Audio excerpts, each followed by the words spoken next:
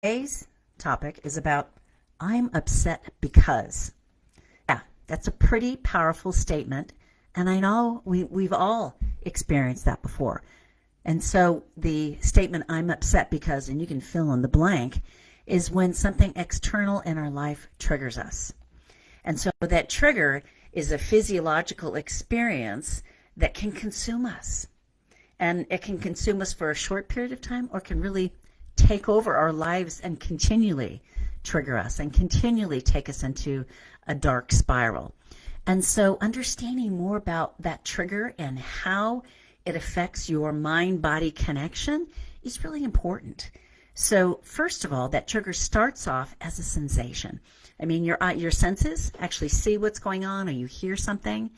And so then your heart rate is racing up, your rapid pulse, and because you're triggered. Yeah.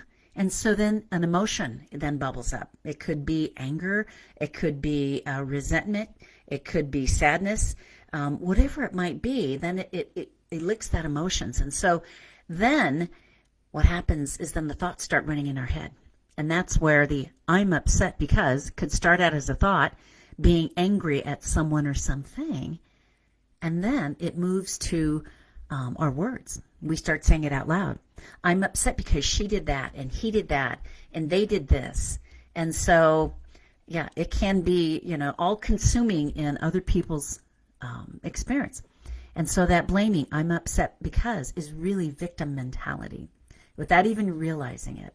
And so understanding yourself and understanding how you live your life, becoming more self-aware of all these parts of us, your sensations, your emotions, your words, your actions, your thoughts, can really take you to a place, the more you understand it and take responsibility for all those parts of you, then you can actually create more equanimity and peace inside of you.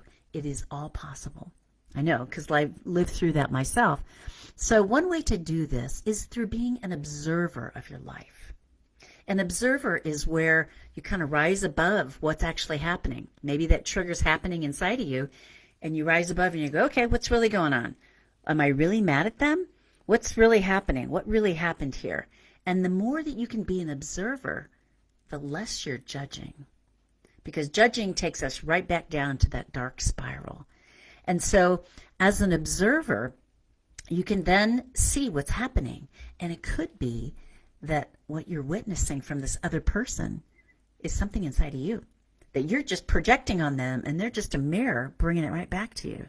That could be something that you find in your inquiry. And so this brings me back to one of my favorite quotes from Dr. Ron Holmick, who is one of my professors at the University of Santa Monica.